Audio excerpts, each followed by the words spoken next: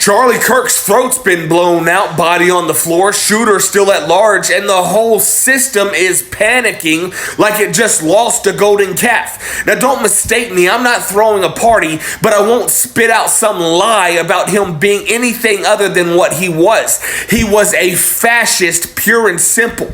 A man who turned hate into a paycheck, who groomed kids into bootlickers, who preached submission to corporate power and white supremacy.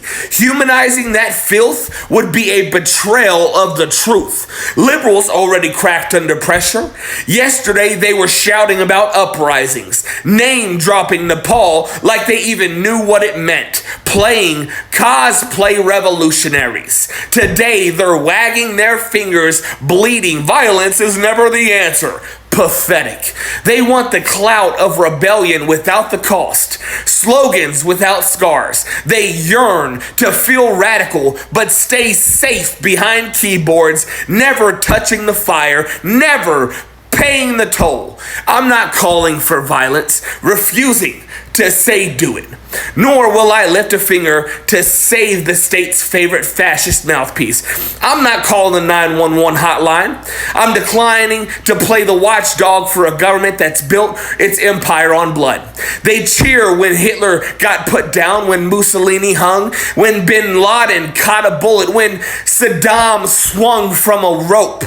That same country shrieks about humanity when one of its own enforcers takes a hit. Hypocrisy rots in the air. And the timing, September 11th, never forget. They chant as if this country doesn't gorge itself on forgetting. Nearly 3,000 dead in New York, and the U.S. answered by bombing its way across the globe. Over 243,000 civilians killed in Afghanistan, Iraq, and Pakistan. $8 trillion shoved into the war machine. I carried a rifle into that graveyard war, fought for pipelines, lithium, and opium, not for freedom. I watched contractors rake in billions while soldiers bled and families starved. This land was never clean. Genocide carved this country. Slavery built the foundation. White supremacy policed the domain. Capitalism cages the people. Over 2 million locked up right now. Police slaughtered over 1,300 people in 2024, the deadliest year in recent history. West Virginia buried over 1,300 from overdoses that same year, the highest rate in the nation. The state strangles the poor and calls it order. Its empire kills and calls it freedom. Don't preach to me about peace when this country eats death for breakfast.